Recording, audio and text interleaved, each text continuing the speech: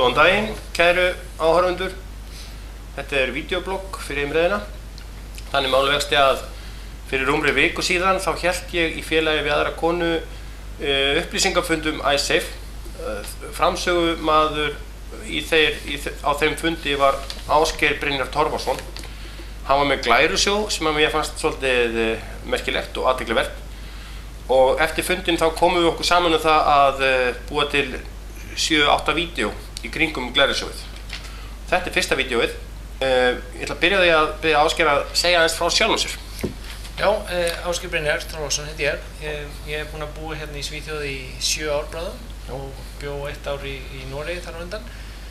Þannig ég lít á mig sem svona svolítið Norðurlandabúa, en líka Íslanding náttúrulega, og hef fylgst með þessum málum á Íslandi hérna utan frá sér. Og ég hef starfað í Svíþjóð og á Norðurlöndunum fyrir alþjóðlegan fjárfestingarsjóð.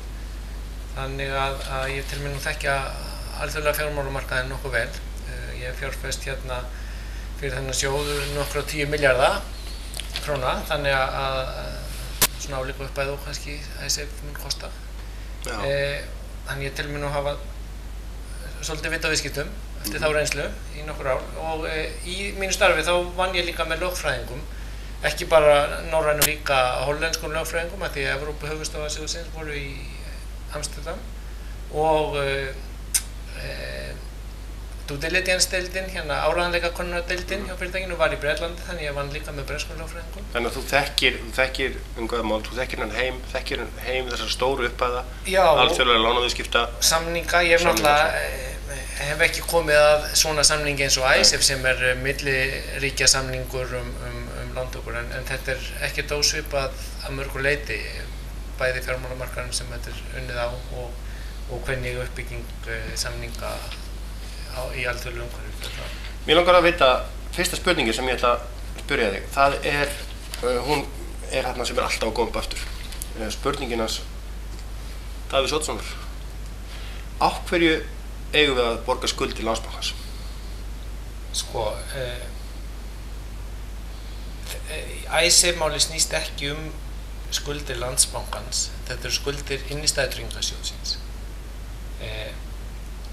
Þetta voru eignir venjulegs fólks sem setti peningana sinni á banka, sem það átti rétt á að fá tilbaka út frá neytendavernd sem bundin í samninginu með Evrópska efnahagssvæðið, sem tryggir fólki á þessum tíma 20.000 evrur rúmlega, sem að allir í Evrópu eiga rétt á að geta fengið út á bankanum sínum strax og hann fer á hausinn innan örfárra vikna, og ætla að snúa því eftir á upp í einhvers konar leik það hvort að maður geti sloppið við að borga það ekki, finnst mér bara algjörlega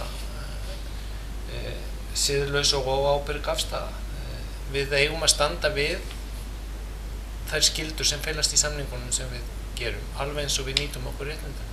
Það ekki hægt að velja bara annað hvort. Mér finnst líka það sem að gleymist oft í umræðinu, að EES opnaði fyrir útrás íslensku bankana og við fengum tollfrelsi á fiskinn okkar, vörurnar okkar, alls konar góða hluti, en við þurftum hins vegar að taka á móti alls konar reglum samhliða því. Þannig að mér finnst þetta, þegar að bankarnir fá að fara inn í klúbbinn og rústa síðan öllu og svo neita Íslendingar að standa við skuldbindingarna sem fylgdu því að fara inn í klúbbinn. Það bara, það finnst mér vera svakalegt. Og þar að auki var því marglýst yfir af yfirvöldum að það myndi verða staðið við alþjóðlegar skuldbindingar, þannig að þetta hreinlega bara skylda okkar að ganga frá þessu máli, enda fengum við hjálpina frá Norðurlöndunum og Alþjóðagjaldeyrissjóðnum út af því að við ætlum að ljúka þessu, og með því að ljúka þessu máli núna með þessum samningi og kjósa já, þá erum við að sýna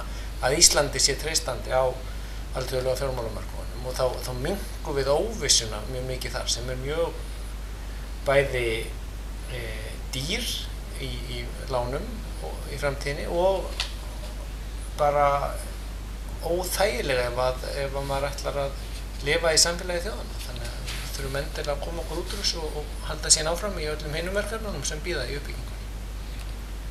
Já, þetta var, skulum láta þetta vera lokaorðin í þessum úti. Það kemur annar punktur á morgun. Þá ætlum við að fjalla tryggingasjóð.